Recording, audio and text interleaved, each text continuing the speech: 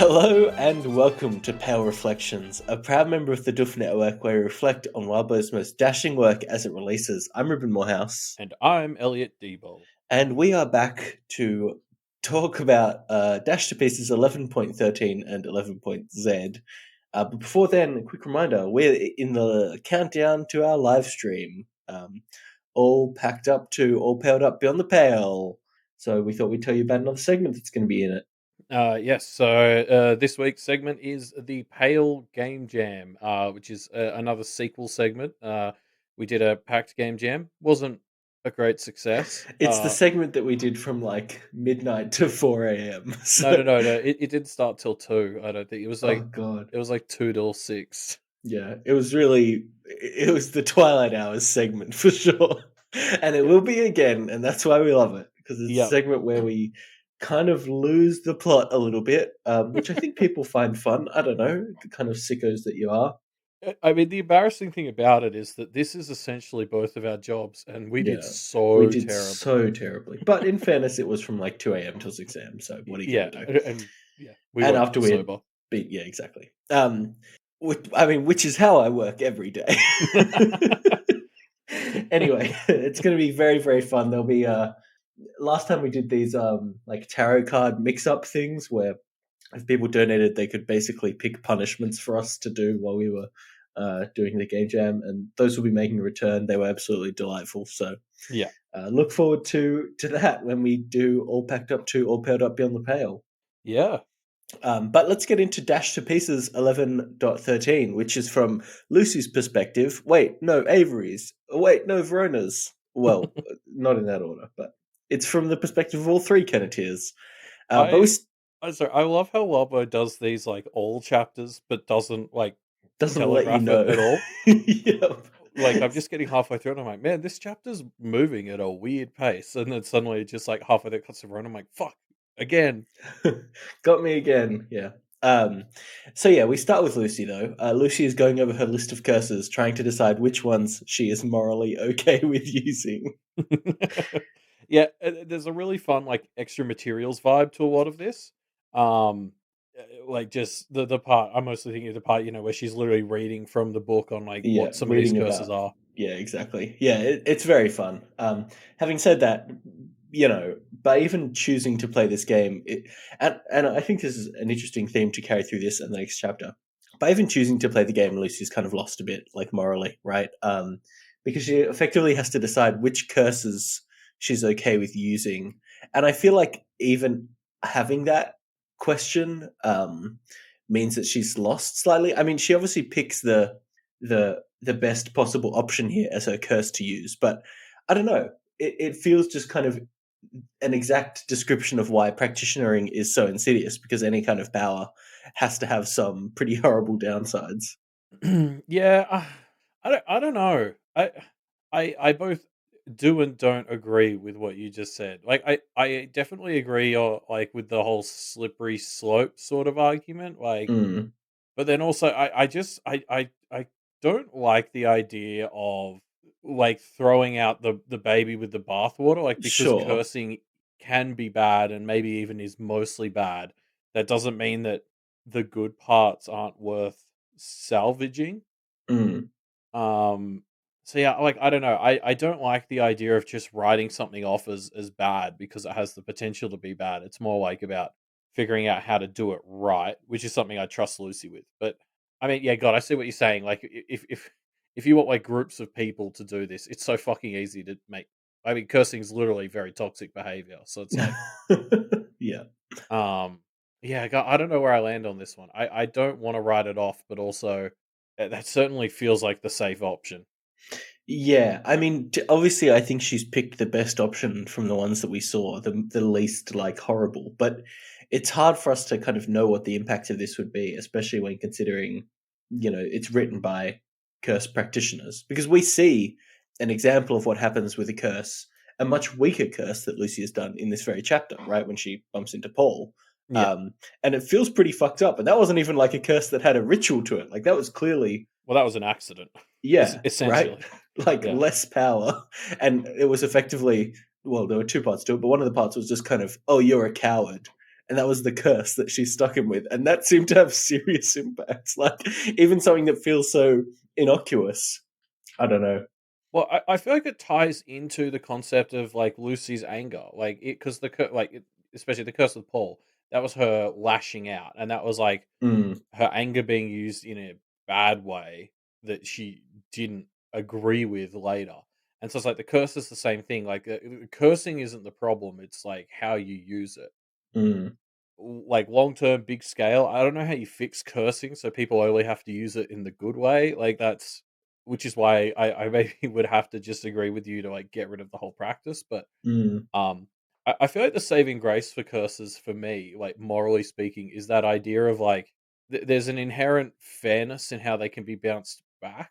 Like if you had a curse practitioner who built themselves up in this way, like it reminds me of all the stuff that was happening, like with the sable in Edith's trial, where it was mm. like, oh, you get all the power of the sable behind you, and if you fuck it up, then it will bounce back on you.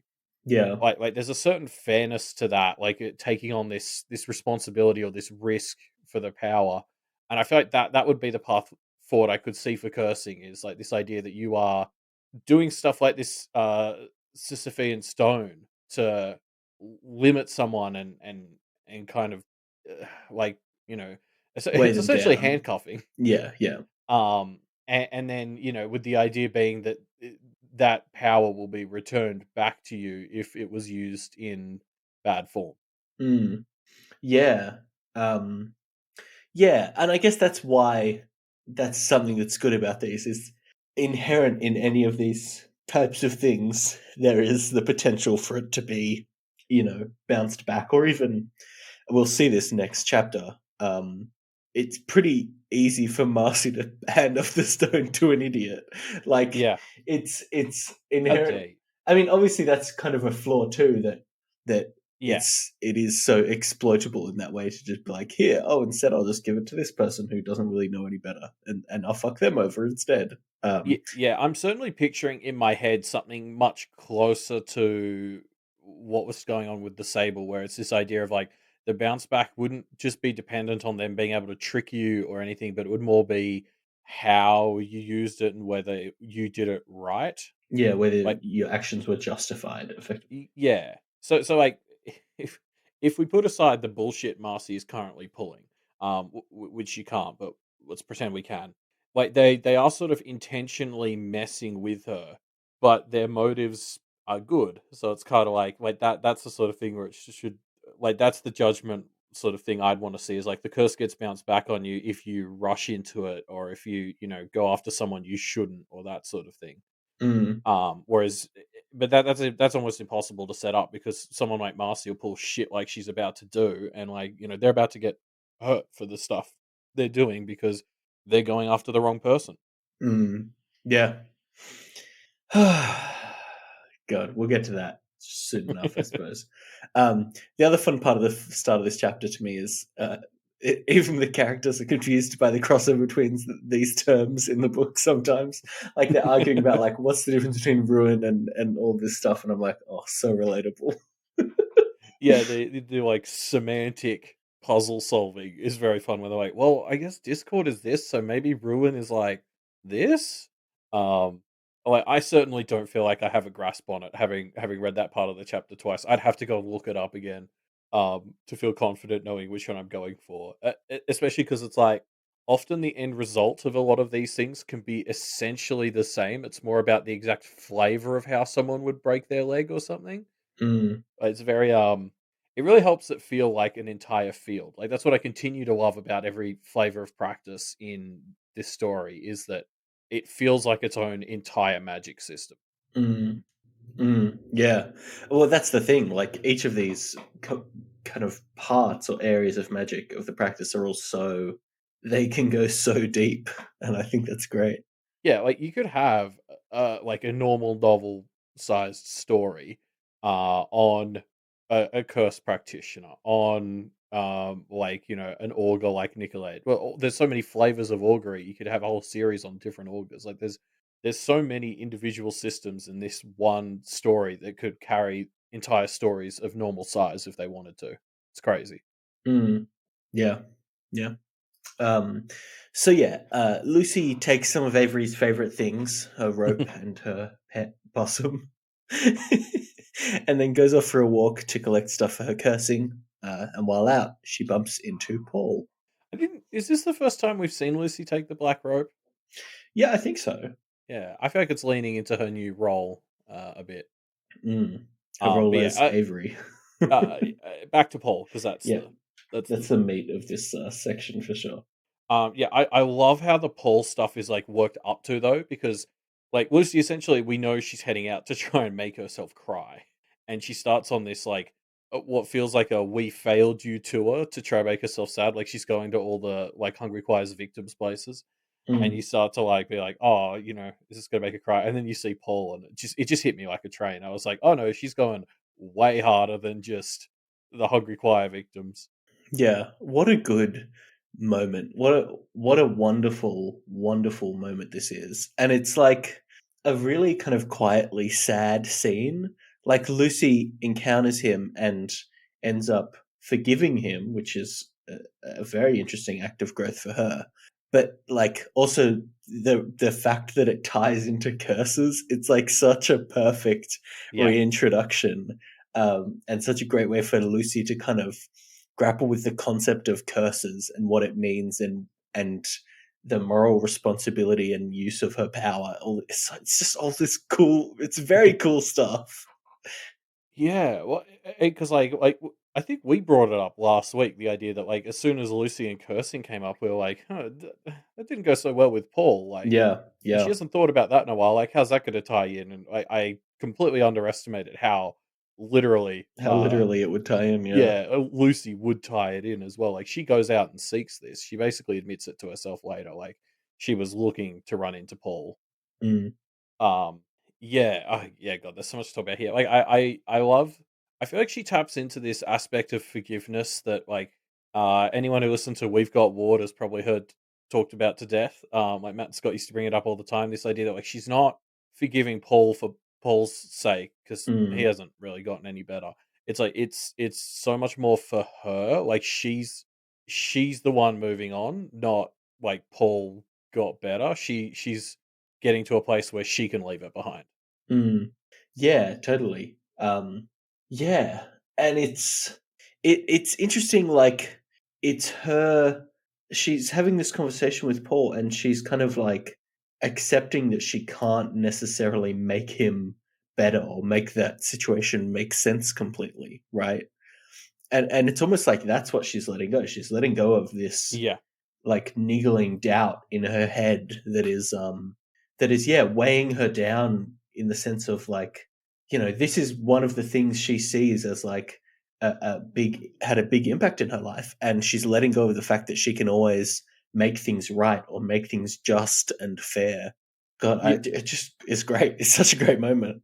The moment where the tears actually start flowing for her, I'm jumping ahead a bit, Mm, but like the moment where she finally actually starts crying, the thing that really sets her off is the thought, not that Paul won't be her stepdad anymore, but the fact that even if he had been, like if he came back or whatever, he probably wouldn't have been a good one anyway. Like it's her, mm, it's almost the moment where she sort of realizes that it was always going to be like this. There wasn't a fix. Like yeah, if it yeah, hadn't gone down between him and her mum, he just wouldn't have been that good anyway. And like that, yeah. it's that realization that just kind of breaks her. And then she sprinkles on top some thoughts about how John and Guillermo are both about to die, which probably doesn't help as the other Yeah, like sort of father figures in her life. yeah. Oh yeah, it's It's uh powerful stuff. yeah, this segment is so strong. Um, and yeah, and like the stuff with the curse as well, because it ties into what we were talking about last week with her and Dr. Mona. Like Yeah. the curse is that embodiment of like how she just used to lash out with her anger, and she comes in much more measured this time. And I feel like doing everything Dr. Mona was talking about. She sort of Uh, realizes that for yeah. the most part, this curse isn't actually like achieving anything. It's just hurting Paul, and that's hurting Yeah. her. Yeah. It's Um, just kind of causing pain in the world, right? yeah, It's not for any purpose, right? Which is kind of what Dr. Mona was talking about. It's yeah, why are you getting into this argument? Why are you fighting this battle? exactly. And so it's like she lets it go, at that point where Paul is like, "I'm going to try and make things right with your mum," and he's still missing the point. Like, the thing here is, like, Lucy's like, he doesn't get total forgiveness. He still doesn't hasn't really changed. He doesn't see fully what he did wrong, but the fact that she sort of got him at this point now where he's going to try to make it up in some way, the financial one at least, is just like, this curse isn't achieving anything at this point, but yeah, just causing pain. So, like, for my sake more than yours, I need to just, like, be done with this. Mm, yeah, It's yeah, so good. It ties in, God, so much of everything. Like, what a fantastic storytelling moment. yeah, Also, shout out to Brad, yeah. Paul's piece of shit racist brother, um, because not only like is he a piece of shit to like Lucy and just the world, he also constantly interrupts Paul to call him a coward. And I just love, like, the lack of self-awareness that it's like, "Hey, fuck you. You know, everything you said about my brother being a coward made him lose his job." And then when Paul starts talking, he's like, "Hey, fuck you. Shut up, coward." Like, he just Yeah. what an idiot. Like, he has no idea how much this curse and the spirits are fucking puppeteering him. Just a stooge in every Yeah. sense of the word, huh? Like, just that's his role in the world. He doesn't actually put anything out. He doesn't realize everything he's saying is just coming from somewhere else. Like, yeah. Mm, yeah. So yeah, Lucy departs from this scene, and Snowdrop comes back with a smooth rock and some even smoother words. Yeah, thank God Snowdrop's still here, and Snowdrop's still Snowdrop. Yes, Snowdrop is a absolute delight in this story. Huh? She comes in, and it's a very cute moment. Aside from, or maybe because of, all of this talk of butthole licking, which is just ridiculous and classic Snowdrop. The butthole licking is such a good, like, the term icebreaker is jumping to my mind, but that's not what it is because it's not break it. But it's like in Just this like some metaphor, goofiness to lighten the tone, you know? yeah. But it's just that perfect flavor of ridiculous where like it lets someone like Lucy just escape the the bad headspace she's in right now. Yeah, Just it's because it catches you so off guard. You're just yeah. like, "The fuck are you talking?" And then the cherry on top is just how that at the end, Sarah's going on. She's like, "Oh yeah." Well, she basically says, "I tell Avery about this all the time because she fucking hates it hearing about it," which is just so good. um, so yeah, anywho, we then switch over to Verona's perspective. She is preparing a potion to make herself a little bit less human.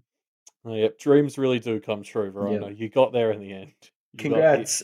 approval. Yay, Verona. But she's like, it's interesting because it's not, I mean, maybe I'm just buying into Verona's uh, propaganda here, but it doesn't feel like she's trying to escape her humanity for the sake of escaping her humanity. No, Her motivation that she brings up is, I mean, it's still a little bit toxic in that she has this vibe of like feeling like she's being useless for the past few chapters and needs to kind of make up for all the work that Avery and Lucy have been putting in, while she was away and since then and all that stuff.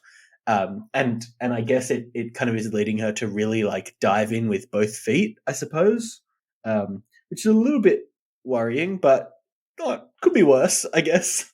Um, yeah, I mean, I'm sure this is one of those situations where you get to pull the like it's both card a Mm, bit. mm, Um, I definitely agree that yeah, like there's this really unfortunate mind space she's in right now where she's like, oh, I got to take that time off, and now I need to support these guys to make up for that, and it's just like, Verona, you essentially had a mental breakdown because your father finally like essentially broke you. Like it it hurts me to see her being like, "Oh, I got to have this vacation and these 2 are left struggling," because it's not wrong, but it's such an unfair read on, like, where she was those 2 weeks, like, yeah.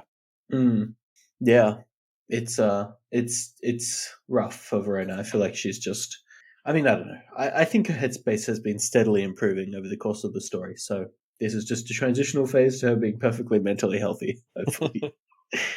Well, I think, like, that's, like, the tough thing about reading Verona chapters since she got back is that she got this time and she actually managed to sort through a lot of her issues, and since coming back, it's been a mixture of a lot of these fixes are only temporary, which is a bummer, but, yeah, then the other half of it that we're talking about now is this idea that she has to feel guilty about having had that time to get her shit together, because it Mm, did kind of come at the cost of Lucy and Avery getting any chance to do something similar for themselves. yeah. Um, yeah, and I mean that comes back to this thing Pale's talked about so much, which is like the reason people can't help each other so much is because they're too busy drowning in their own bullshit. And now we're also talking about how when somebody like Verona can get their head above water for a bit, they then have to feel guilty that everyone else is still drowning. Like it sucks. Yeah. Yeah. Totally. On the other side of the coin, though, like the imagery of Verona as in her As a like fucking Frankenstein. Yeah. yeah, her DIY mad scientist. I'm so glad she just straight up called it out as mad scientist vibes. Hmm. Um, like what I love about this again, just in this world, like Verona just has fucking beakers and brass pipes with steam coming out of it, and it's just I hate when you see that in like movies and TV shows where like it's like, oh, this person's a scientist and they've just got like beakers of stupid colored chemicals, and it's like that's not what a scientist is. Except, like, in this Except a world, it mad makes sense. Yeah. scientist. Yeah. Well, she's doing alchemy, like, which is actually where it is relevant. Like, it's again, it's the other verse pulling a stupid trope that doesn't make sense and making it make sense, and I just love it. Yeah, it is delightful. But, yeah, the idea that I'm fully on board with Verona and her cursed brass pipe steampunk bullshit is just amazing. Mm. Yeah, it is good. Um, Verona also has an interesting interaction with Avery here that we should talk about. It's right at the start of the section where basically Verona calls Snowdrop like Avery's, and they sort of have to clarify that Avery doesn't own Snowdrop. Um, and it's pretty clear Verona just wants to sort of really establish that Snowdrop is like primarily bonded with Avery. Mm. And this especially stood out to me because there's a super similar interaction in the first couple of sentences of 11.11. It's like the last two Verona segments of this story have both had this in the first like five sentences. Mm. Which definitely makes me feel like it's a thing. I don't know what it is though. It's like I is this Verona really establishing that Avery has her thing and Lucy has her implement so she gets to have the domain or but like that's they've already said she gets that. So like I don't know. I wonder if this is something about Verona feeling lonely. I don't know. I have no idea where this is going, but it stands out to me as something that's going somewhere. Yeah, it's interesting.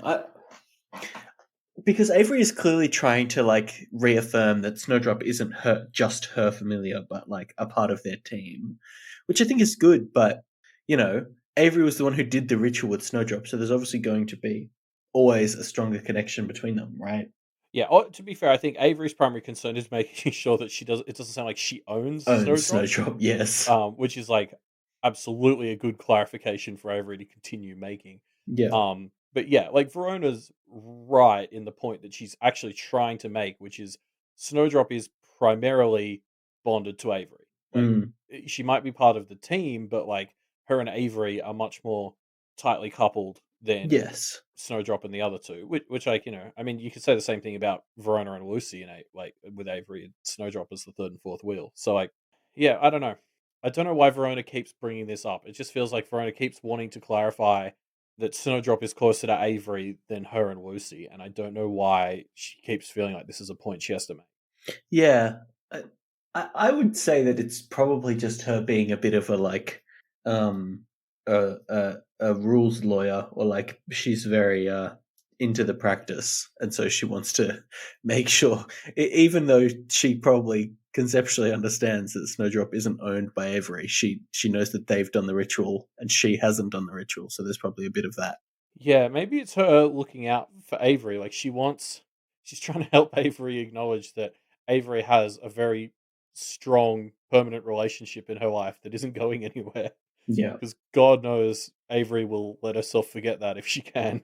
yeah, yeah. I'm going to choose to go with that read for now because it's kind of heartwarming in the clumsy way Verona's going about it. Mm, yeah, yeah. Maybe it is nice and heartwarming. um, anyway, so Verona and Lucy are following Liz, and they keep kind of doing this very funny game of cat and mouse, where both participants think that they're the cat, which I think is fun. It's just a very fun sequence.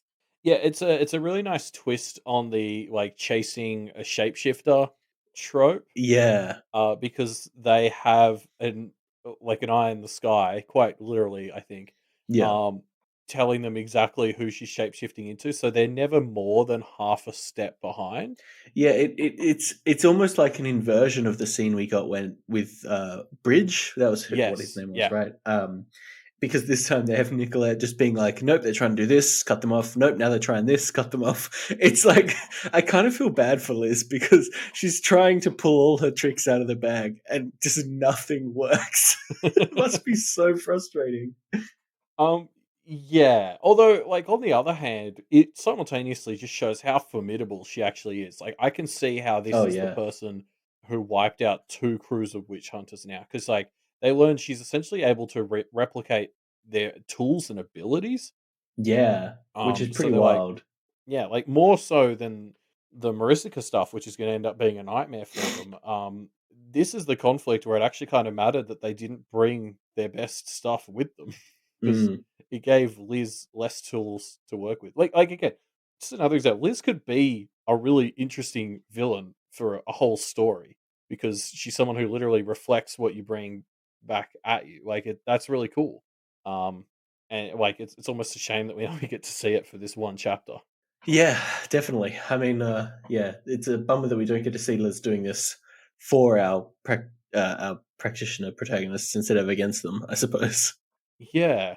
Oh, and I think Verona has that thought too. She's like, "God, this is so cool. Why does she have to be Yes, against us?" yes.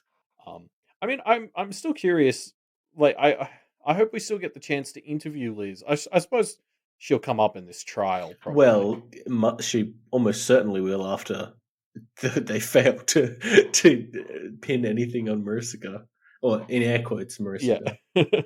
But yeah, because I just like I'm still so interested to see. I think Liz has this one moment where she sort of says, "What the hell? Like, you guys are the good practitioners, and this is how you're treating me," which felt like a very unfair claim considering all the shit she's pulled. But like, I'm curious to get into Liz's head and see why she's doing what she's doing. Yeah, yeah, definitely. Um, so yeah, Sig is caught. Liz is on the ropes, and Maricica makes her appearance. Except it's not Maricica; it's somebody pretending to be Maricica. A plan that both the Kenneteers Yeah, and Maricica came up with. hold on to this idea. We'll Yeah, come yeah, back yeah. to it later. But yeah, it is a kind of clever plan, pretending to be Marishka to try and kind of fish for some ammo, but it unfortunately fails. To jump quickly back to the throwaway mention you had of Sig getting caught, uh, just a quick shout out to Verona's anti-smoke element that she made Hmm. with alchemy. It gets its fun little moment as it kind of blocks Sig from leaving. Um, Again, another interview I'm very excited for. Yeah, yeah, definitely. Um, yeah, who knows what it will even look like, but I'm I, excited to see it. It'd have to be another dream thing, like how they talk to Monty, right? Like Oh they're gonna yeah. have to share dream. Although I don't think Sig sleeps, so do they Alcazar him or something? I don't know how it works, but they'll have to do something magical like that to be able to talk to him. Mm, yeah, we'll have to see. But so yeah, Mariska turns out to be Avery, and I really thought this was a clever plan. Except Liz is 100% onto them, presumably because she's familiar enough with fake Marisicas that she can see through one. Um, I mean, look, I'm not gonna lie. I saw through this the second Marissa. I think the second like Avery opened her mouth as Marissa, I was like, that's not Marissa. And, like, if I didn't see through the other one of these at all, so, like, the fact that I saw through this in a second, I just think tells you it's just not as good. Um, yeah, fair enough. but but credit to Wildbow because I think doing this here just makes you feel like even more of a dumbass for not seeing it in the next chapter, like, it's so good, like, yeah. I It, love everything about this it, fake Marissa reveal. it is wonderful that both their plan and Marisica's plan revolves around a fake Marisica. Like, I think we'll talk about in the next chapter how many parallels there are between what Mariska is doing and the Kenneteers, right? Because they're Yeah. literally everywhere.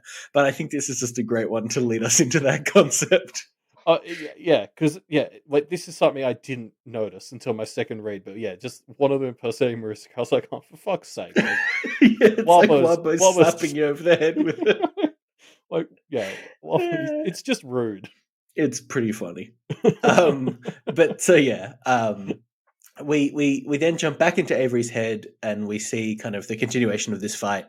Liz is throwing spells at the trio, and the trio are kind of attempting to subdue her. Yes, but I do want to say before we jump back into that fight, Avery does. We do have a little bit of time with Avery back at the house on Half Street, and it's just really fun, kind of getting to see her as the person just sitting, like waiting in the background. Mm, Because you, we don't get much of it. I think it's because you can tell she's not really happy being in the back like that, and just like waiting. And I love how she sort of codifies the practices they've been leaning into because I don't think we quite got there last week, but it's all the things they naturally wanted to lean towards when they first awoke, but like got scared out of and decided not to pursue. And I just find like I think it's a bad plan to go up against Maricica with that stuff. And obviously it's not going to work, but there's like a really fun thematic idea behind not just trying to be the opposite of who you are, but going down the path that you didn't take for some reason. mm, Like, I'm almost sad that they're not going to continue to be these alternate versions of themselves for another arc because I'd love to continue to see. Like, it feels like the sort of thing that is really good about like multiverse stories in like superhero things or sci-fi. Like when you encounter alternate versions of the characters and you sort of learn how different things set them on different paths. Like that's the same sort of thing that they're starting to explore here. And I almost feel like we're going to get the rug pulled out from under us because there's so much other shit to do. And I'm like, God damn it! Like this is mm. really cool. Yeah, yeah. It is cool. It is a bit of a bummer that that we aren't going to see more of it. Um, yeah, I mean, the Kenneteers feel like they're doing so well in this. Like the fact that they've mixed it up is clearly working, right? They're really on Liz's tail, and it's like, oh shit, they could actually pull it out, and then well, we'll see. But they end up essentially having no chance from the get go in the next chapter.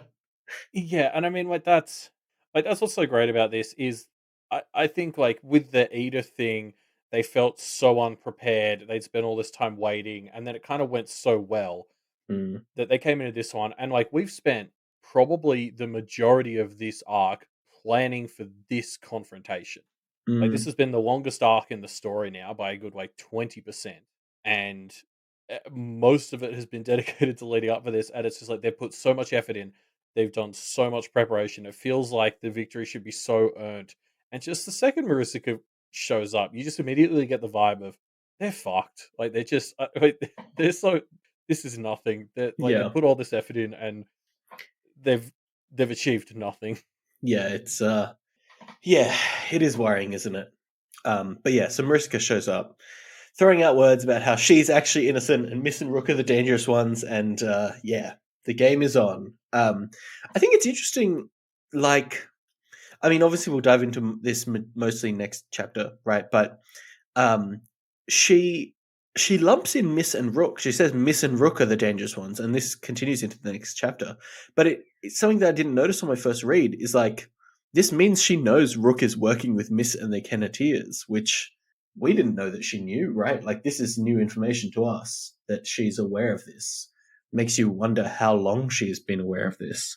Yeah, it's funny because this sort of conversation, I think it came up on our Discord when we first read 10.z, I think it was like the one where we found out that Maricica was in it, and I was sort of like, oh well, there goes all the secret plans about Miss or whatever, and Mm, I think some other people sort of like, yeah, but she didn't mention Rook, and I was like, I just assumed that she like I bet you she knew Rook and Miss were working together well before the Kenneteers. I agree. I don't think we knew that she knew this for sure, but it fits so neatly into just the vibe I get from Mariska, which is she's just been on top of this shit from day one. yeah, it definitely seems that way, doesn't it? Yeah, So yeah, let's get into the next chapter, Dash to Pieces 11.z, from Maricica's perspective. Maricica is playing around with words as the culprit starts to escape. but she isn't. That's the thing. It's Well, I mean, yeah, it's good, isn't it? It's like rereading the second time is oh a very fun chapter because it's you just get to see all of these shenanigans and see how simple It is, and they're clearly, you can see the Kenneteers, you can feel them running the words over in their head. But the one part Yeah. they're not questioning is the part where the trick lies. And I mean, like, because I was the fucking same. Like, as I was reading this, I was studying the words, and I'm like, I can't see the loophole. Like, I don't, like, I fell for the exact trap. Wait, yeah, well, Warbo laid out the same trap for me that, that Maricica did, like, for the Kenneteers, right? Like, oh, yeah, Yeah. it's beautiful. And I mean, like, it must be so daunting to sit down and write, like, a fairy interlude, because I was so excited when this started. So, holy Yes. shit, finally, a fairy interlude because they're talked up so much as these intricate puppeteers who are like playing 12D chess. And like God, that must be intimidating to sit down and write.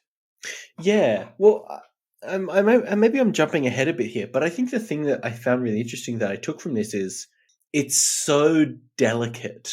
The Yeah, balance of the web that Maricica weaves is so delicate, and we see this a few times where somebody says something or does something, and Maricica thinks, "Oh, you could totally fuck me over if you did these things, and it would really, really fuck with my plans."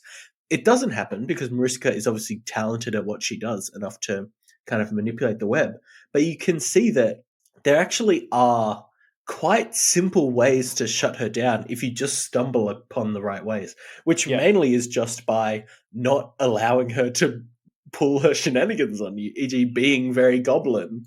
yeah. Um, Well, the thing she talks about a lot in terms of the goblins in this chapter is the way they force themselves into the narrative and take center stage.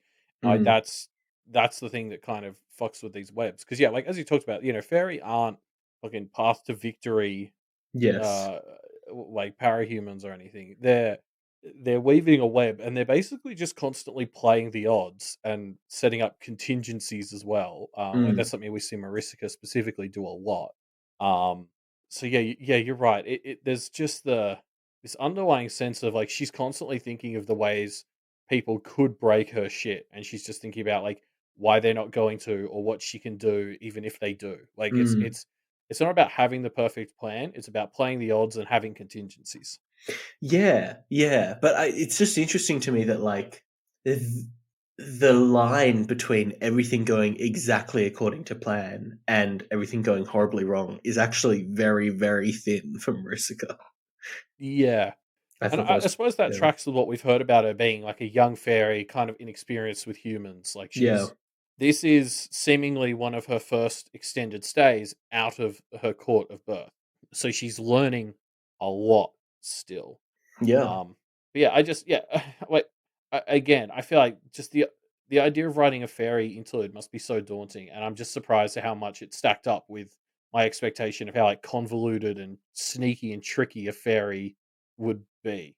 yeah, Like it's so impressive because there's I don't know I've seen so many other media or whatever where you talk up an ancient race of beings or whatever, and then when they show up they just don't quite land. Like it was mm, all mm, like the authors can talk them up, but then in practice they just don't really work out to be as as intimidating as they should. yeah. And I Yeah, think being inside Maricica's head, like it showed a more flawed and human fairy than I might have expected, but still held up in those core ways. She still yeah, felt definitely. yeah, as like sneaky, intricate, manipulative as I like hoped. Yeah. Um, I just want to pull out one of my favorite lines from the start of this chapter, which is, "It's my understanding that by focusing on me, you're allowing the real culprits to escape," which is just so fucking funny when you think about it. It's such a perfect line because, yeah, Maricica, the real culprit, is actually being allowed to escape right now. Yeah, that's probably the one line that made me most laugh the most on my second read. It's so Because like good. that's one of those ones where I was scouring it for like clues as to how it was a misdirect and just like absolutely losing like the forest for the trees trying It's to yeah, it's not a misdirect. This fake Mariska is telling them point blank that they're focusing on the wrong person, and they're just yeah, like, what does this mean? Ooh, yeah, it's like just so good. the way Maricica like phrases it later with just like she yeah, the way she just played them, she was like, I'm gonna get them to focus on the like, minutiae of the words so that yeah, they just lose the forest for the trees. And it works so well. Um and like it ties it so like it's so great having Liberty here. I feel like that's the only reason they have any hope. It's just because Yes. like Liberty just like there's this great moment where um Liberty's sort of like okay, I'm pretty sure she did it now. Yeah. Because like she says she's innocent. Like I wasn't involved in this, but like this is clearly bullshit. I'm yeah. She did it, and like fucking, she's got like some chicken air horn and shit. Like it's so Liberty is so good. I mean, one of my favorite bits is Liberty says something and fake Mystica's like, "Oh, are you talking about me or all fairy in general?" Liberty's response is, "Are you an idiot? Who's the little idiot who doesn't understand?" Like it's so fucking wonderful. And like the it's like I mean, I'm sure we've all had this experience, right, where Maricica is the the one who's so clever and has the perfect argument to shut them down, but the person they're arguing with doesn't play by those rules, and yeah. it's so frustrating, and I love it so much. Yeah, it's such a perfectly goblin counter to this fairy manipulation. Like Yeah. they're asking this really like, you know, misdirective, manipulative question, and you just turn it on them by being the biggest child you can. It's so good. It is Um, very, very good. so yeah, I found the quote I was talking about Mm. before. It's like Marisica is, well, fake Marisica. Sort of going on. It's like, the only reason you have to accost me is your own misconceptions over the situation. You're making a mistake, and Liberty's just like, okay, now I really think that she did it. Yeah. And yeah, she's spot on, kind of. There's a Yeah. lot of that. Like Lucy's first response to what Marisica says is, she's like, "What do you mean, my understanding?" And I was like, "Oh, Lucy, you almost got it. Just Almost didn't quite get there.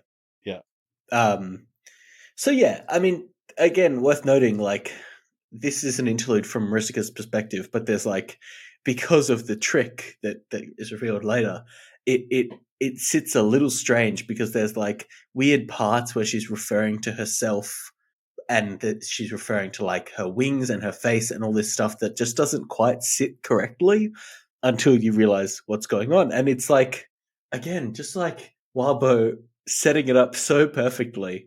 I really love it. And it's such a simple trick and it yeah, makes such perfect sense with everything we know about Mariska and glamour and even how the Kenneteers have used glamour in the past. Like it's the most basic thing, but for some reason it just is so tricky. yeah. I mean, like, this is why I fell in love with Pact when we first started reading that in Deep Impact. It was because of these moments where we got to read a chapter the second time, and just like you just get to hit your forehead with your palm over and over, being like, "Fuck, it was right there." Like Mm, this world's ability to trick you, and then when you reread it with the context, you're just like, I'm a fucking idiot. Like that's, I mean, I think I've said a bunch of times, like my favorite type of twist is one that makes me feel like an idiot for not seeing it. yeah, And that's just what this whole chapter is. Like you just read it, and all this weird bullshit with like, yes, Maricica's wings did this and Maricica's voice does that, and then other times it's much more like possessive, and you just don't quite notice it or give it the attention it deserves the first time, and then the second time you're like, "Ah, yeah, it's good." very tricky. And it fits into what the chapter's doing in a really cool way. 'Cause it's actually a really interesting meta narrative device, because essentially this is the chapter that teaches us that Maricica doesn't want to be who she is. Mm, And so it's so interesting that, like, I guess from a bit of a meta narrative perspective, there's confusion in the way the text is written about what is Maricica and what is fake Maricica. Like, mm, the text is blurring the lines between the two, because that's what Maricica is actually trying to do. Um, like, so of course it's reflected in the way she's thinking about things. She wants that person to take the role of Maricica away from her. Like, yeah, very cool meta narrative device. yeah, yeah, definitely. Um, Now here's one that I think isn't explained, where fake Mariska says, based on my understanding of the current situation, Rook and Miss would see every human in Kennet and every practitioner in the region eliminated. How No, that how has to could be that wrong. not possibly be a lie? It just has to be. I mean, it could not be a lie, but like I have to believe that Maricica set fake Maricica up with an intentionally skewed set of facts so that she was allowed to draw conclusions like that. Yeah, I guess that based on my understanding gives a fair amount Yeah. of leeway. Like Maricica could have just said, well, she couldn't have said this is what's going on. She could have said, I don't know, whatever.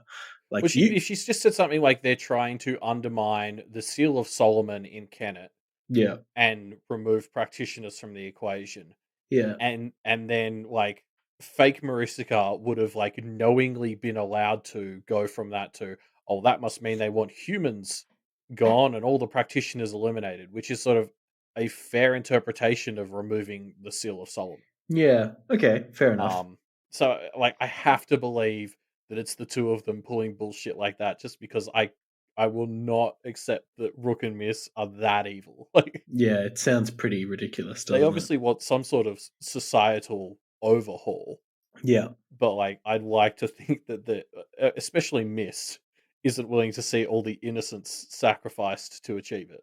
yeah, I can't reconcile that with the Miss that we know. yeah, yeah. Yeah. So, yeah, we jump back in time and we see Maricica's birth before she ends up meeting her small family. Oh, I this is so cool. Like, I love how from the very second she's born, like Maricica is already just looking around and she's pulling details from the environment. As soon as she meets her brother and then the other fairy, everything is about like these social interactions. Like they don't have a language yet, and so everything's based on like simple movements. Like I think I forget her name, Marwith or something, Mm, like chops off a bit of her hair and eats it, and Marissa sort of like immediately reads that as like asserting dominance. Like there's this, just this really cool xenofictiony vibe to like something being born that is born to do social interactions and begins to establish its baseline of what those are mm. as it experiences them. It's so cool. It is a very cool segment, isn't it? The Oh, interactions between her and her family are very strange, but, you know, like kind of compassionate in a very weird way. yeah, well, and I mean that's what's so crazy, like about this setup is like they sort of dumped it. And obviously, we learned that there was a mole later, so that kind of undermines it. But as it's happening to Maricica, and for the most part, it's like she and her kin have been sort of essentially dumped in this environment without a language, and they form their own language. They form like their own social hierarchy, and you know, like fairy to me are all about like fairy represent the sort of artificial stories and society that we create for and tell ourselves about. And so the Mm, idea that these ones that are born into this court actually kind of start as a blank slate and literally like exhibit that meaning by building their own mini society is so cool. And then it's heartbreaking because they essentially build like relatively a pretty healthy one. Like, you know, there's infighting and stuff, but like nobody dies. Like there's no big betrayals. They sort of go out there exploring the world. Like there's this innocence to them. Uh, They build something kind of nice, and then it's like the second larger society gets involved, it all just gets torn apart and broken, and it fucking sucks. mm, yeah. Um, yeah, it's a rough world that they're born into, huh?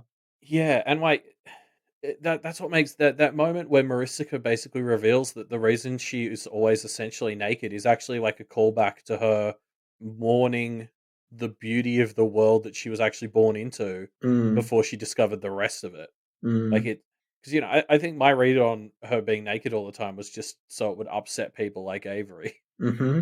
Um, and like yeah, of course it wasn't that simple. Like it's actually this heartbreaking callback to the world that she could have had but didn't get to have because fairy society came in and took it away from her and her siblings. Like, Yeah, as well as it just feels like an extension of her desire to kind of reject the norms of the society that she exists in, yeah, right? yeah, We see a lot of like fineries, I guess you would call them. So what could be the antithesis of that more than refusing to wear clothes? yeah, exactly. Like it, yeah, that's a really good point. Like if fairy are, yeah, society and the lies and the stories we tell ourselves of what society is, then like clothes are such a core part of that. Shirking them kind of was a big clue as to how she felt about all of it. Um, Yeah.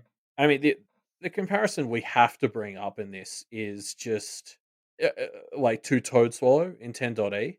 Like I'm sure a lot of other people have sort of talked about this as well, but it's just like this really sort of sells some of Toad Swallow's stuff about thinking of goblins as the eighth court because uh, uh, Maricica and stuff they're essentially brought into that same violence bullshit that Toad Swallow was born into. It's just a bit more removed and convoluted and ridiculous because it's fairy. But it's like, by the end of this, it's essentially turned into that same bullshit combat trial shit that Toadswallow was born into, just over years instead of minutes.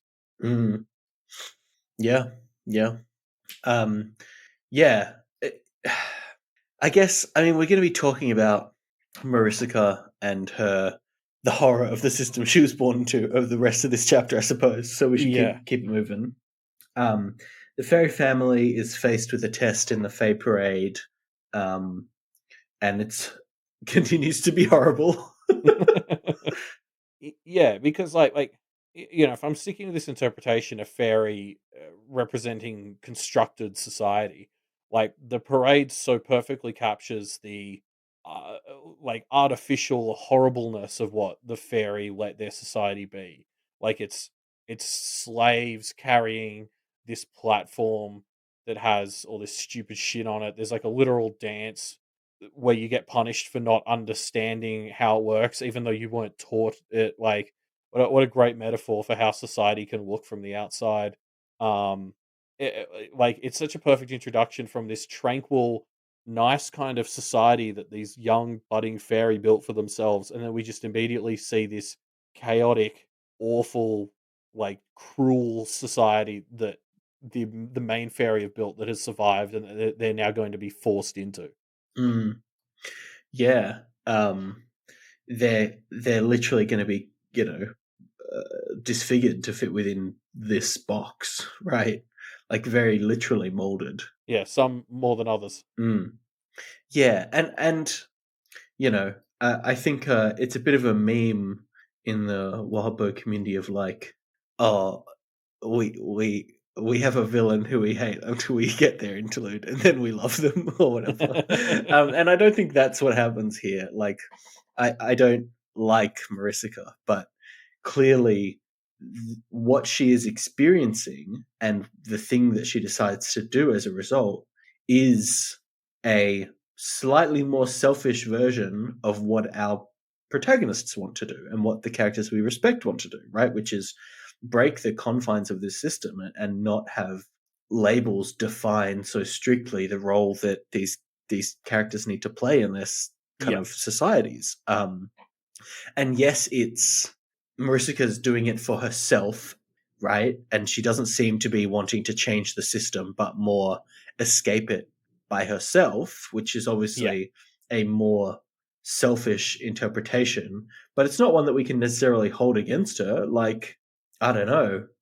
Yes, she's breaking some eggs to make the omelet, and that's obviously a problem. But she's doing something pretty defensible and almost noble, right? yeah. Her core motivation is extremely sympathetic.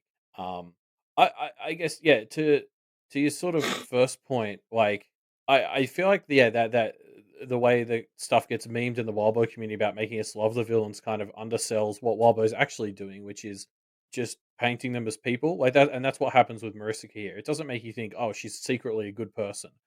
What it does is paints a picture of how somebody ended up where she is.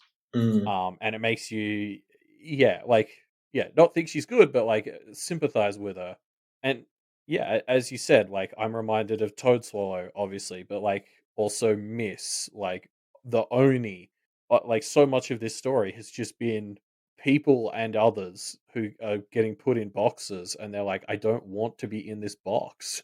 mm, Um, and there's almost this sense of, yeah, like this is just different people's ways of trying to get out of theirs. I think what separates Maricica to me from someone like to take Toadswallow as an example, or Miss. mm, Toadswallow and Miss are building something to escape the system. They're trying to build something better. yeah. Maricica's tearing shit down so she can escape. Like you talked about the selfish angle, but I think the part that irks me more is just she's doing it at the cost of other things. She's tearing everything else down for everyone else so she can escape. Whereas like Toadswallow has worked to try and be in a position to build something so that he and other people can escape and do something better. And like that's going to be the core difference for me as to why I can back Toadswallow but not Maricica. Yeah, yeah, it is. Maricica's not trying to change this system. She just wants to escape it for herself, right? Yeah, yeah, but I could excuse that if she wasn't If she tearing wasn't, down yes, like 100%. If a she wasn't huge part of the making state. damaging other people to do it, right? Yeah, Um, yeah. Uh, should we note her brother, Brisbane is his name, Australian city, Brisbane. Uh, he's turned into a tongue because he said what, like one too many words, which is a great marker of just how harsh and fucked up Fey society can be, I suppose. well, and just how fake it is because something Maricica notes in her like internal monologue a lot is that her brother is better at this stuff than she is. Like he's the one that leads them into the dance. He's the first one to pick up on stuff. She's constantly telling us in the text, he is better at this than me. Mm, And so then, like, he's the first one to get killed, and like Mercica's the one who ends up like it just if you're sort of taking what what fairy society says it is and what it's going to be, that doesn't hold up because on top of being torturous and gross, like morally and all that, they're not even picking the best candidates. mm, Like this whole system is completely fucked. Because yeah, not only is it just bad, but but it's not it even doesn't doing what work. it Yeah. claims to do. It doesn't achieve anything but like doing torture and fucking around with people. Like that's the only part of it that actually holds up. Yeah, yeah. Um, it's a good point. This system not only is fucked up, but also doesn't do what it wants to do. Like it's just a big waste. Yeah, yeah, exactly. And for like the moment in this chapter that absolutely gutted me, because like Maricica watches her brother, like, and she keeps thinking like this is the one person in the world I can trust. She watches him get like torturously killed, and Mm, she has to keep the smile on her face. yeah.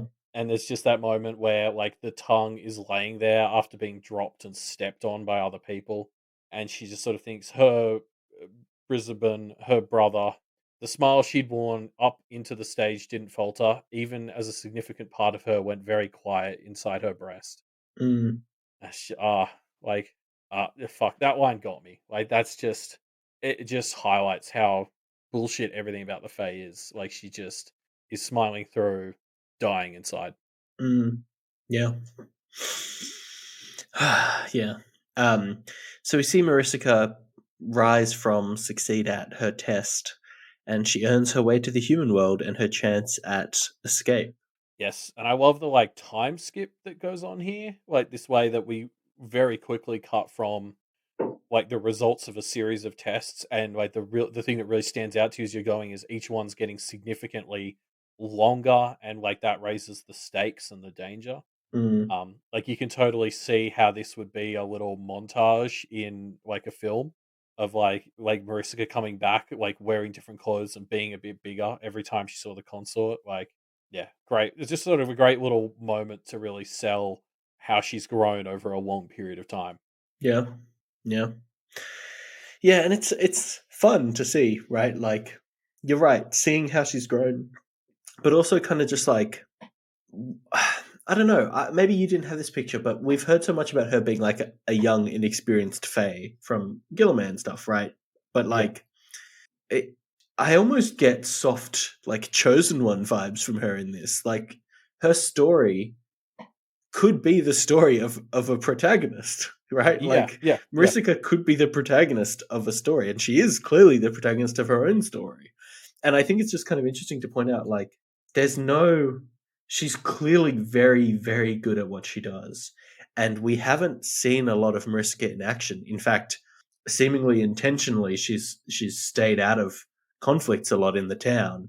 So that she doesn't have to reveal what she's like in action because she's fucking terrifying. Like she's clearly very good at what she does.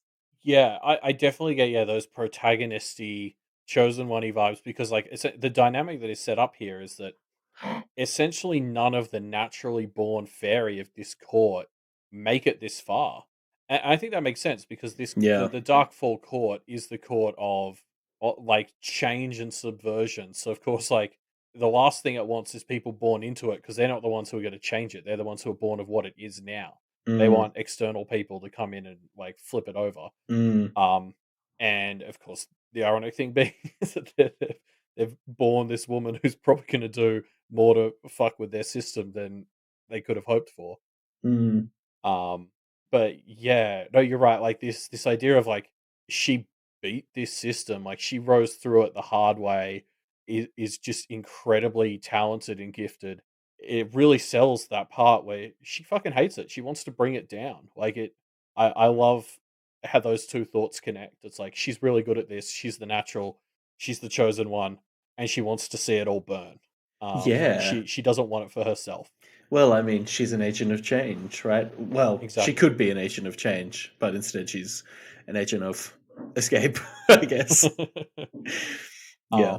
Yeah, and I mean the obvious comparison to make here as well, is to Verona, um, as somebody who you know had a lot of talent or whatever, but like just was spurned by the shitty situation she was brought up in and didn't want to be part of that society anymore. Like there was a bit of a Verona vibe. Something that jumped out to me on my second read of this chapter was we get a bunch of comments from Maricica about how she doesn't want to be a fairy anymore. Mm, We don't get a single hint at what she's picturing any change might look like. And that could just be because it's something Wildbow's keeping up his sleeve or it was out of the scope of the chapter. But it reminded me so much of like what we used to yell at Verona for in the first two arcs of this story, which is like Verona would be that thing. She's like, I don't want to be a human anymore. I was like, okay, what changes do you picture yourself making? mm. And she never had anything. And like, Yeah, Verona, is this what you want your life to be instead? Because it's yeah, not great. that was the vibe I started to get from Maricica on the second read. Is it's like, Maricica, what do you want to not be fairy? Okay, and what does that look like?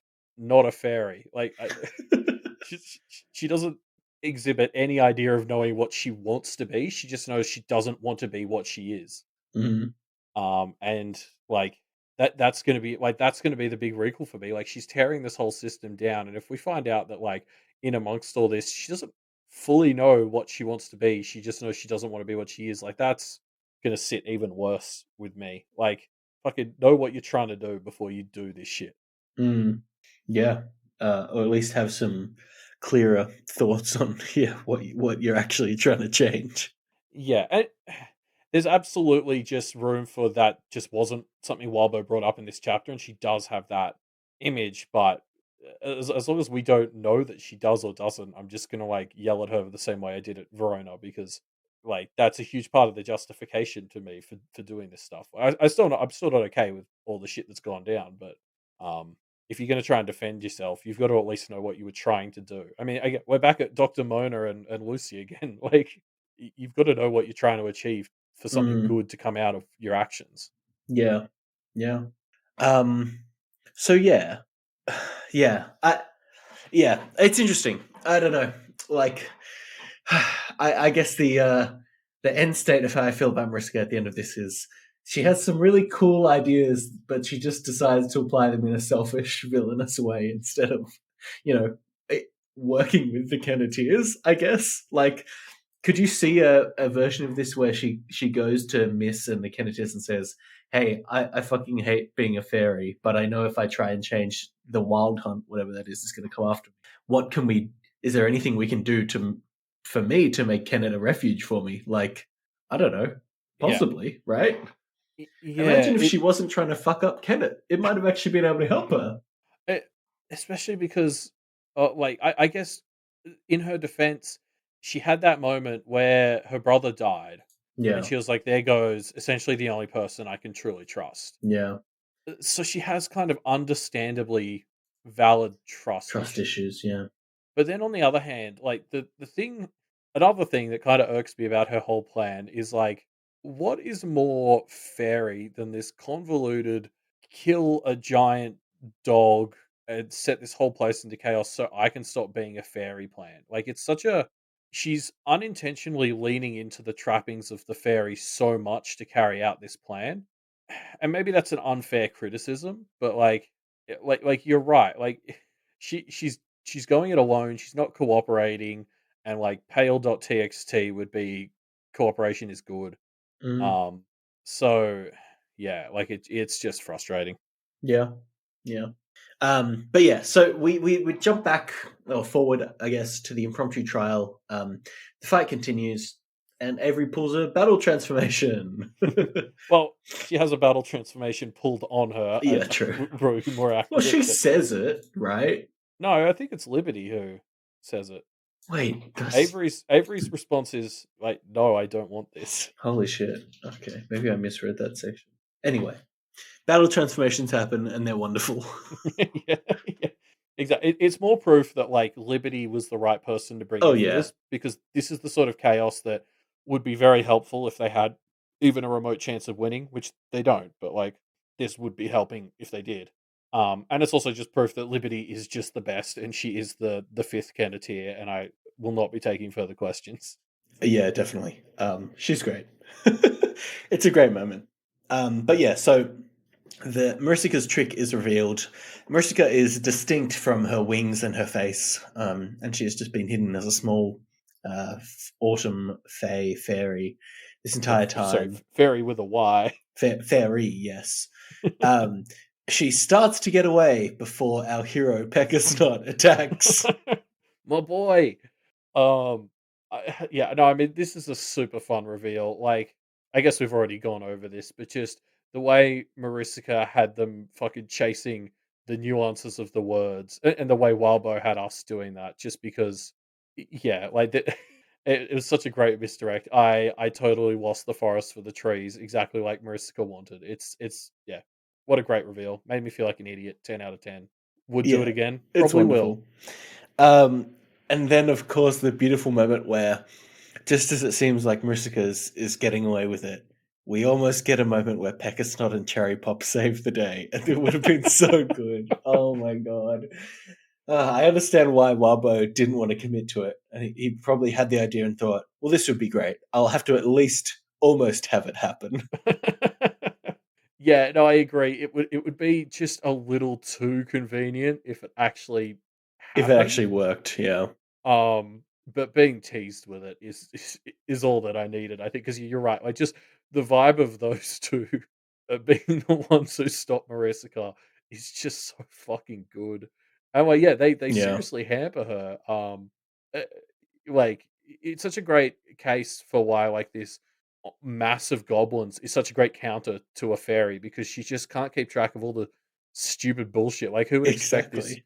like beat up one-eyed baby goblin to sneeze on her when she's like, looking around the arena and stuff. Yeah, Like these two idiots are doing what nobody could expect because it's the stupidest shit. yeah. Um, but Maricica is able to not get caught by, doing what she wants to do, changing her identity, changing how she acts. A line that I really liked to sum this up said, as she's thinking about her changing who she is, that process started with learning to dumb it down when dealing with some of the dumbest creatures in Kennet. So instead of doing anything too tricksy, she just does a very simple, straightforward, to the point, blunt manipulation, and it works. And she's kind of casting off her need to be an elaborate fae. She's maybe falling into it a bit much by wanting to stick around and see how everything plays out. When I don't think she really needs to do that. But eventually, she even decides to move on from this scene and let herself move on. Yeah, because something we didn't call out, like the rock that Snowdrop got for Lucy, is explained as like, oh yeah, when Cherry Pop needs to tire herself out, she just smashes rocks into shapes, which is just hilarious and pays off so well when Mariska can just hand out this rock because she knows Cherry Pop's dumb enough to take it. Um, Yeah, and yeah, like this moment is so beautiful because I've criticized, like, I do still worry that Maricica's macro plan is too fairy-ish. Like all this Mm, convoluted stuff with the Carmine Beast and everything, it still feels very fairy. But like this is one of those few moments where like she does manage to shirk being a fairy, which is like what she's trying to do, and I love that. I especially love it because like the reason the Kenneteers plan is failing right now is everything they've done has been to counteract a fairy. Like they're expecting to counteract Maricica the fairy, and so her just getting these little edges by not being that. Like it's what's made Toad Swallow so powerful when he's escaped his label. Like escaping these boxes makes these others so much more powerful because well you can't just so easily counter them. Um, like the cherry on top of this cake is that a huge helper for this plan, somebody who helped do this anti fairy plan, was Rook. Like Rook was far too fucking obsessed with mm. Maricica's label as a fairy to consider that something like this might be on the table. Like it's so good. Yeah, it's interesting. Yeah, I guess the fact that they were so worried about her as a fae might have been what uh, hampered their chances here. Yeah, well, I think this idea of just like sitting on the outside and like not being in the center is a little bit anti-Fae, and it's a bit why it's worked for her. Like it's why none of them really saw it coming. Like they're expecting her to want to be involved, and she is. Like Yeah, that's why she she is. stays to watch. She Um, she she has too much want to be involved, if anything. but like she's fighting that urge just enough to like put this substitute in. Like yeah. It I the reveals in these two chapters are all just so fucking good. Um yeah, and like yeah, this idea that like I just can't get past the fact that Rook helped them set everything up with the idea that it was going to be anti-fairy because like this is sort of my criticism of the Oni. Like their obsession with the labels has kind of just shifted them into being so anti-label that they've kind of just gotten back there the long way round. Mm, It's like, of course, Rook didn't really conceive, and she underestimated Toadswallow at points as well. Like she doesn't quite conceive of people breaking their boxes in ways that are not as overt as hers. I feel like. yeah, yeah. So yeah, we jump back again, and we're with the plotters. We have Marissa, Charles, and Edith plotting what they will do, and Charles unfortunately seems to be having no say in the matter. I mean, you say unfortunately, but like it. I think it's fortunately because I'm still holding out for my man to be like an unwilling participant. Well, yeah, which seems pretty likely based on how this goes. Mariska says something along the lines of, "Charles, you can't do shit about it, so shut the fuck up." Yeah, which yeah, like I mean, God, yeah, I hope so. I've just always held out this hope that he's an unwilling participant, and Yeah, I guess we'll see. This definitely though hard confirms he is a participant. yeah. So it'll be interesting to see if the Kenneteers survive long enough to end up getting to talk to him. That'll be interesting. Yeah, especially because he has no obligation to keep to his oaths, right? So, what Yeah, I could think Edith and he Marcy have done? Sworn him to secrecy? Lol. Yeah, well, I mean, you don't even really need to swear him to secrecy though, because he could just lie. Um, but I mean, he did say, I think in Arc 5 when he was offering to like take away Clem's innocence properly, Mm, he sort of said like there's still a cost for him. Like he right. won't notice it as much. I kind of get the impression it's sort of like taking on an extra $1,000 of debt when you're already $1 million in debt. Like Yeah, I it's see. like there's still negative consequences, but it's just he's already got so many, he won't It really probably won't make a notice. difference. Yeah.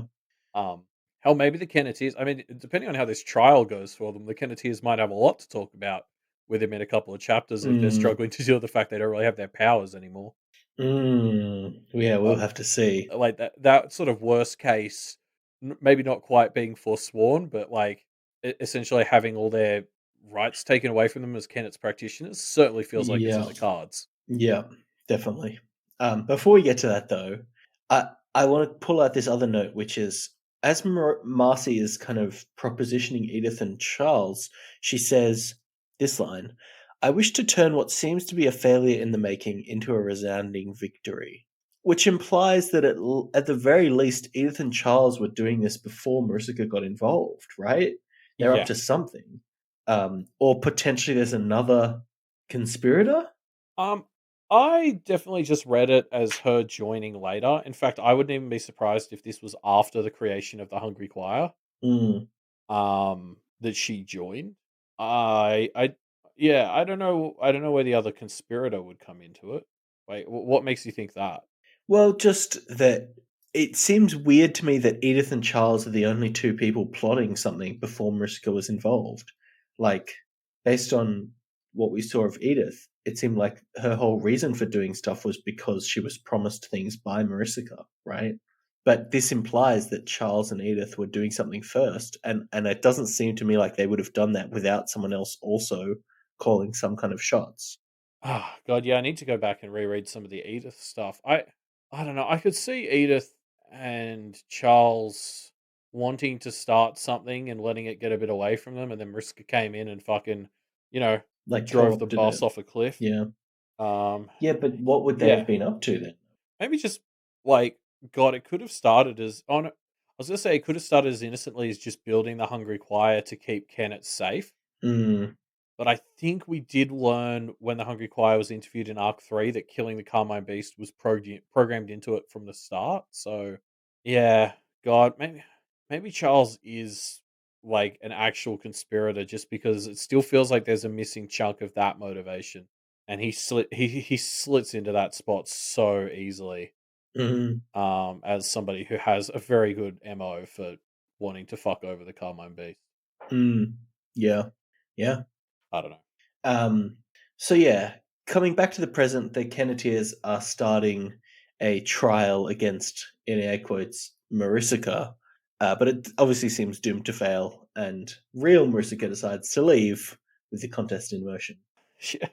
They're so fucked. Like, this is so bad. It's pretty rough. Like, what a fucking cliffhanger. Imagine if Wildbow just took a month off now. Like what a fucking train wreck Yeah, this is. what I mean, what could that? Is there any way they can salvage this? Um, no, like at the very least, they're going to lose a lot of karma and the Orum's respect at this point. And there's a part that we didn't bring up, which is that the Aurum, Maricica says that she basically knows the Aurum Yeah, knows what's going on, yeah. knows what she's pulling, but because of the bullshit of the system, isn't really allowed to do anything about it. Mm, Yeah, God, like just there's so many layers of fuck to this, and I can't see a way that this doesn't at least cost them a lot. yeah. It's this is just like this trial because I so my understanding of the ending is we're starting with a trial of the Kenneteers, which like God, yeah, I can't wait to see how where this goes. It's going to be insane. Yeah, it's yeah, it's scary for sure. Well, because especially like, there's no way Maricica and her doppelganger have uh, like the only thing I can think of that would happen in a trial of the Kenneteers and Liberty is this idea of, oh, I'm innocent and you attacked me without cause. Mm, There's no way that that's the whole story when a fairy and a for now a fairy are involved in this. Like there's gonna have to be some other bullshit that's gonna pop out in this trial, and I have no idea what it is, but I can't wait. yeah, I'm nervous. Yeah, so they're in trouble. Poor Peckasnot almost saved the day, but was unable to do so. So yeah, rough ending. Keep going, little buddy. I have faith that you'll save the day later on. You'll get there, Peckasnot. Yeah. It's so heartbreaking to see that poor little guy run up and start banging on the mirror. Sorry, not the mirror, the like edge of the arena. And Mm, Verona's instantly like, "What's wrong, little buddy?" And it's like, "Oh, it's not gonna work." I hmm. hate it. Yeah. Um. Yeah. So that's the end of these chapters, I suppose. No extra material this week. Yeah, and like that's got to be the end of the arc, right? Like 11.z ending like that. Like it's just we're about to head into an insane arc 12. Mm. Yeah. Um, but let's dive into some Pale predictions, shall we? Predictions left by our community in the Pale Predictor sheet form that we have linked in the show notes down below. Um, Do you have a prediction that you liked from the community that you want to pull out? Yeah, I have one that I think is going to almost certainly be true, and this comes to us from Belig Tal, who says that Toadswallow's Goblin Market is going to be extremely successful, but Mm. not for the reason he expects. The main draw and the source of the vast majority of the sales of the Goblin Market are going to be merchandise inspired by the local Goblin Sage. Um, yeah, okay, I can see it. I mean, I know I would buy Snowdrop merchandise, so Exactly. That's just that's the thing. It's just all going to be Snowdrop merchandise. You tell now. You look it up. I bet you Warbo's already bought the domain like eighthcourt.com, hmm. and he's going to sell Snowdrop merchandise from there. You just wait. Yeah. Um, so I put out So, a prediction. have you pulled out a Yeah, serious I've put prediction? out a prediction. Um, I, I mean, I think there are some things to it that are serious, but it's also a little bit of a meme prediction. Anyway, from Ace of Sword, Cherry Pop is going to get swole. She took the Sisyphus curse, which can be overcome through willpower and doesn't inflict lethal wounds. Cherry Pop is just too stupid to quit. And as far as goblins are concerned, anything less than lethal is something they can recover from. So Cherry Pop is effectively just going to keep going through sheer force of will until she overcomes this Sisyphean curse and is a big, beefy goblin. And this is how Cherry Pop is going to become the most powerful goblin in Kennet, and I'm very keen to see. Um, yeah, I guess to get a bit nitpicky with it, the whole thing where goblins get like physical injuries that they can recover from, I feel like that wouldn't apply to the Sisyphean stone curse Mm, because I almost feel like that's not like this. I guess I feel like the physical, like injury recovery part of goblins is like more just because that's like the pattern that's been established. Like they hurt each other, so the hurt just doesn't matter. Whereas mm, like this feels like a more metaphysical injury that might be more serious for a goblin. But I really like the read that Cherry Pop is too stupidly stubborn to really quit, and that means she can overcome this like curse. mm. I mean, jeez, I don't know. I could see it going the other way though. Like it's Cherry Pop, so like, are we just gonna find her lying on the ground, not really able to do anything, like a couple of minutes later because she just can't be stuffed? It could go either way. It's such a fun idea though. I hadn't thought to consider where the fuck Cherry Pop is gonna go with this curse. Yeah, who Could have happened knows? to a nicer girl. Yeah, I just maybe you're right, and maybe I'm being a bit too optimistic, but I just think it would be hilarious for this to be something that makes Cherry Pop super powerful as well as still stupid. I think like I don't know if it'll make her super powerful, but I like the idea that it's just nobody's ever going to notice she has the curse because it just sort of barely slows her down. Mm, Like she's just so single minded and like small anyway that it just doesn't really get its teeth into her like it would someone like Maricica. mm, And so it's going to be this thing where like everyone else will realize like a year later that Cherry Pop's been cursed this whole time, mm. and it just didn't really slow her down. Yeah, yeah. Ah, Cherry Pop, what a wonderful character. Um, so if you have your own pale predictions that you want to leave in our pale predictor sheet, you can find the link in the show notes down below. But before we wrap up the show, Elliot, we've got some discussion question answers to revisit.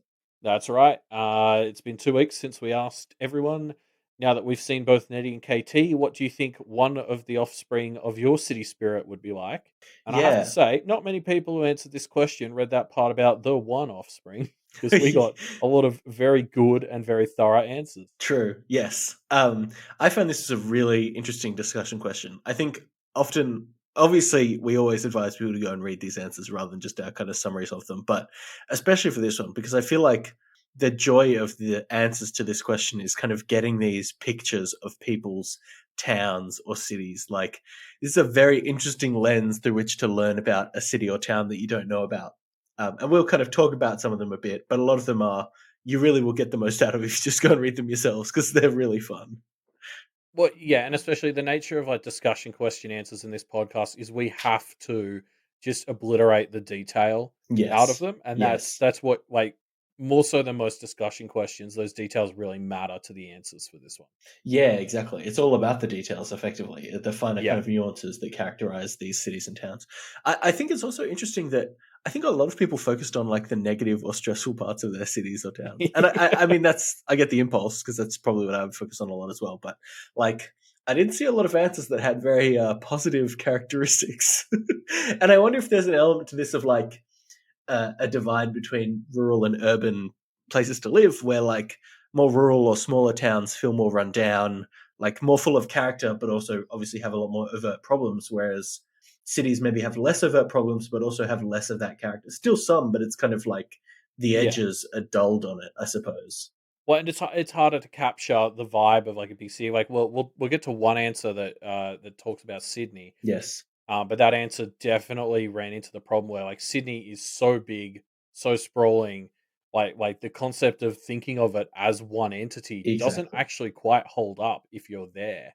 Yeah, which So means that that's probably the other side of it. yeah, and that answer had to lose some detail, right? Because we've got to give a brief geographical overview of Sydney, there's like the West, which is a, an area of Sydney, but then within there, there's obviously sub communities and sub Yeah. locales and stuff. I live in the inner West, which I absolutely love as a place, which is very like I guess a progressive area. But then the West of Sydney as a conglomerate doesn't necessarily represent that. So I think there's a lot of like the cities have to have those blunted edges or like um, more generalizations made just because that's kind of what it's like when you live with a huge amount of people that have diverse experiences of how they live their lives. Hard to represent them in just 3 to 4 representative, you know, people, I suppose. Yeah, yeah, exactly.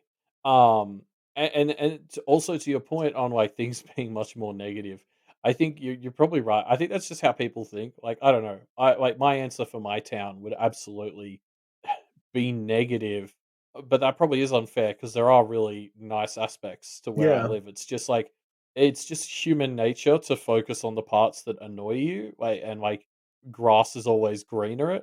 Mm, yeah. Yeah. Um, so should we talk about some of the answers? I mean, I feel like we're just going Yeah, to give a very overviewy kind of look at them, but I do think that they're worth shouting out because they were so interesting. Uh, Beard of Valor was one that I really liked, talking about Clarksburg in West Virginia, and just like it was such an interesting way to examine the lens of Beard of Valor's experiences moving into the town and living in the town and having these characters that felt like they had the soul of this town in them. I thought it was wonderful. yeah, like honestly, like West Virginia is sort of a place I'm a little bit familiar with Yeah. only because of McElroy content, and so Well, like, and I've played Fallout 76, so I know what's up. okay, I have Oh, not played that. Elliot, Um, it's almost heaven, West Virginia. Okay, Blue Ridge Mountains, something yeah, river. All right. yeah, that's true. I understand a bit of the geography. No, but like Beard of Valor started to touch on like West Virginia's uh, history with kind of being exploited for its natural resources, like both the people and the nature there, and like stuff I was vaguely familiar with, and it's super interesting, sort of seeing somebody who lives there take that and just turn it into like these representations of both the state as well as this town specifically. Mm, yeah, yeah, yeah. I wanted to pull out a really interesting one we got from Flower Priest, Mm, who lives in this like they use the term frontier zone, which I sort of had to Google, but it's essentially like they live in like a city or two cities that are both on the border between Paraguay and Brazil. So it's mm, like a city that's kind of divided between two countries. And so that Flower Priest sort of set up this duality between the embodiment of the Paraguayan side and the embodiment of the Brazilian aspects of the town. So that like there was this partnership between Pedro and Ponta, who are like kind of inseparable and complete one another, but at the same time are sort of always a little bit at war and condescending of one another because of the cultural differences. And it was a super interesting answer that paints this real like the writing was really good, paints this great picture of this town kind of caught between two countries and two cultures. mm. Yeah, it's Yeah, I found this a very interesting one as well. And like, fuck, what an interesting way to examine the kind of social political uh, environment of a place like this that has such a Yeah, rich history through this lens. Again, I just thought it was very fascinating to read. yeah, and the idea of the partnership of the two aspects Mm. who are, yeah, both inseparable and cannot stand each other. Yes, Like, a I love very that yeah. that sort of duality is perfect for storytelling, and, like, it enticed me in just this Reddit comment, like, yeah. Yeah, yeah, definitely. I loved, of course, from Vice Versailles, who talked about Sydney that we already kind of mentioned, Yes. just because I recognized it and I was like, oh shit, this is great. It's so much fun to read about. Especially loved Miss Sydney North, who is a Yeah. representation of North Sydney, which is the kind of very white, affluent area of Sydney, I suppose. Yeah, I wanna pull out this one quote because it's Yeah, just so good. yeah. Vice Versailles wrote this very well as well. Um, and this part goes, "Miss Sydney North is a prim and proper businesswoman who spends an impressive amount of time on yachts, tasting wine, and posting to go photo her yourself her carefully curated depiction of a perfect life, complete with live, laugh, love motivational posters and political views that only function because she has enough money to have them." What a great I line like that ending is. Political views that only function because she has enough money to have them is such a beautifully brutal takedown. And it's so like, for those of you who know Sydney, fuck, I've never heard a more concise but perfect rip on North Sydney. Like, that is spot on. Yeah. All the people I know from North Sydney, yeah, Miss Sydney North represents them perfectly. Yeah, no, I thought it was a wonderful answer. Yeah, yeah, God, there were so many others. Like, it was funny. Vice Versa, I definitely felt like they were picking answering this question on hard mode because obviously both of us have, like, you do live in Sydney and I have Mhm. lived in Sydney, so there was a much more fine tooth comb in my interpretation of this answer than any of the others. Yeah. I really liked Victor slash Victoria Sydney, like the CBD and inner Mhm. suburbs. Named after the QVB, which is Yeah, wonderful. yeah. Yeah. Um, Um, I loved the quote. Victor slash Victoria is a tired, overly qualified middle management type trying to make ends meet in a hostile property market. Their fits of short temperedness and stubbornness are born of anxiety, with a bad case of imposter syndrome born from not quite living up to the national anthem. Like, fuck, brilliantly written, perfect explanation of Central Sydney. Like, so good. Yeah, I mean, maybe it's just because we have. I mean, no, it certainly is because we have experience with it. But Yeah, I just feel like Australia and the concept of like Australiana and this almost hypocritical uh, kind of duality of like, we believe in our version of the American dream, I guess you would call it the Australian dream, but also a severe undercurrent of like hypocritical to that idea, racism. I just think yeah, Australia and Sydney as an example of that. It's a very interesting place to dive into practitioner wise, like the symbology of that. Vice versa goes into like Anzac statues and memorials around yeah. Sydney and the kind of embodiment of that spirit and what that might look like. And I just think, man, that would be so fucking interesting. Yeah, yeah. And, the answer also touches on, like, yeah, like, I think it was in the Victor section, talks about, like, places like Redfern and the scars of the Yeah, white Australia policy that still yeah, exist, yeah. particularly in Sydney. Yeah, so this is such a good answer, and it was on a place that we both have experience with. I But know. yeah, I just want to talk about it forever. And the problem is, like, this one obviously appeals to us because we know it and are familiar with that yeah, kind of cultural context. But I'm sure each of these has that. It's just like we yeah. can only barely scratch the surface. So yeah, definitely go and read these discussion question responses. I suppose.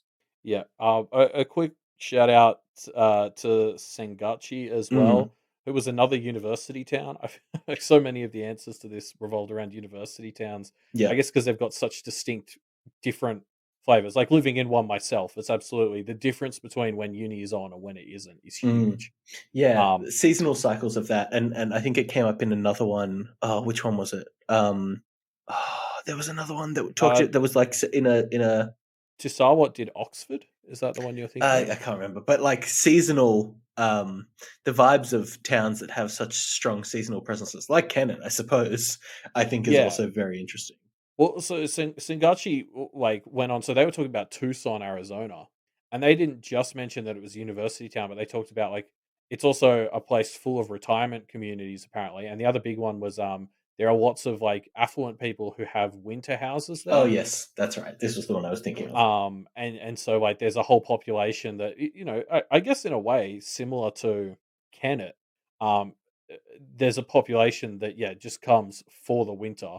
Although unlike Kennet, they're not tourists or anything. This is just rich people who can afford a second life, I guess. Like it was really interesting getting this idea of Tucson as a place that's like one quarter university, one quarter retirement communities, one quarter rich people who only live there half the year, and Mm, then one quarter permanent residents who are really suffering and get the worst raw deal. yeah, Um, yeah, like it is such an interesting device for people to explore what makes their town their town. yeah, yeah, definitely. I loved it. Um, well, thanks everyone for leaving your discussion responses. Uh, Yes. Definitely go out and read them if you haven't. But we have a new discussion question as well, and I think this was an interesting one because we've obviously, both in this show and in Deep Impact, our previous show, talked about things like what would your implement be, what would your animal mask be, all this stuff. Um, but I think an interesting question to ask and to consider is if you were going to subvert yourself like our Kenneteers have done, what how would your answers to these questions change? So, for example, what practice would you lean into? What animal would your mask be? Not naturally, but as a subversion of yourself. What would your Yeah. alternate path be? And I think like the key to this for me is like what the Kenneteers have done or what Wildbow's done is it's not like the opposite. Like Verona didn't get a dog mask because she's Yes. not a cat now. Like Yeah. it's not like I don't think this question is we're not asking what is the opposite of what you would be. It's what is a path you could have walked but you didn't. Yeah. So like with the animal masks, like Verona in her past was a snake. Like, that is something she's trying to get better about, but she's leaning into these sides of herself that she tried to leave behind. And I guess Yeah. like what would that look like for you? Almost leaning into the parts of yourself that you may have noticed but consciously avoided as well. Yes. Avery as Yes. the wolf is another great example of this, of like something that she actually kind of is a bit fearful of about herself.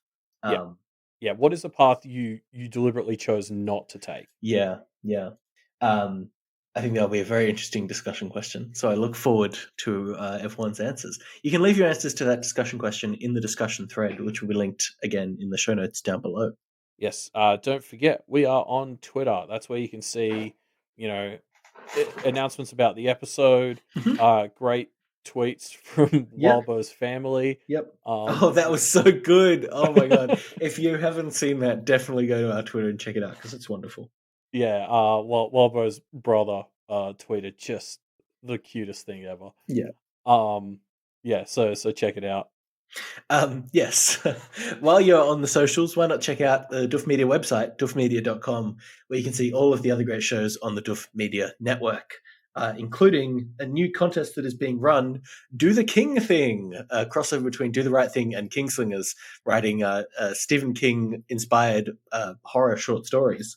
Yeah, like obviously those of you who have been following Kingslingers season 2, which has sort of just started, they've been going through like, more of Stephen King's standalone or shorter stories. Yeah, And still just Salem Slot at the moment, but well, more yeah. soon. But yeah, so that's what the season is going to be. Yes. And I guess they're thinking a lot more about what makes a Stephen King story and what's so great about his premises. And so yeah, they've teamed up with Alexandra and Jarvis to run like a cool write your own Stephen King esque thing. I think they've already got a few entries. So it's like go check it out if you want to do the right thing or if you love Stephen King. It should be a really fun competition. Yeah. If you want to support the Duff Media Network and make sure we can keep doing things like these contests, the way to do that is to become a patron at patreon.com/Duff Media. Not only do you get the warm and fuzzies of helping support us to keep doing stuff, but you'll also get bonus things, bonus content, access to secret, exclusive stuff. Yeah, like we just launched the penultimate episode of our current series of The High Ground. Mm-hmm. I don't think we've ever publicly said what we're covering now, so I'll keep it a secret. But Ooh, I'm pretty sure we uh, have, but okay. I mean, like I was listening to the latest deconstructing directors on Pirates of the Caribbean 2, and they mentioned it. So Oh, I'm okay. pretty sure that the info's out there somewhere. Well, we have just finished. We just did our episode on Pirates 4. On Um, Stranger Tides. it was a movie. Yeah, It's a very interesting one to talk about because we there's have a so much lot to to love. say about it. Yeah, There's so much to love and just so much to hate in so that much movie. to bemoan, I guess. Yes. Um, So yeah, there's a public version of that feed which I believe has just done episode 3 of Star Star Wars. Wars. Yeah. So it's rounding out the prequel trilogy. But if you want to be up to date and watch the movies along with us, join the Patreon and yeah, we'll join us for the final Pirates of the Caribbean movie. So far. While you're on Patreon, why not make sure you stop by Wildbow's Patreon as well and support him at patreon.com/wildbow. Make sure you keep throwing support his way because he needs it to keep coming up with all these horrifying twists and turns that keep us so hooked in this story. And make sure you actually go to his Patreon and not some doppelgangers. Yeah, I hear there's a secret Patreon that's pretending to be Wildbow's Patreon out there. You don't want to give it your money or you'll get forsworn.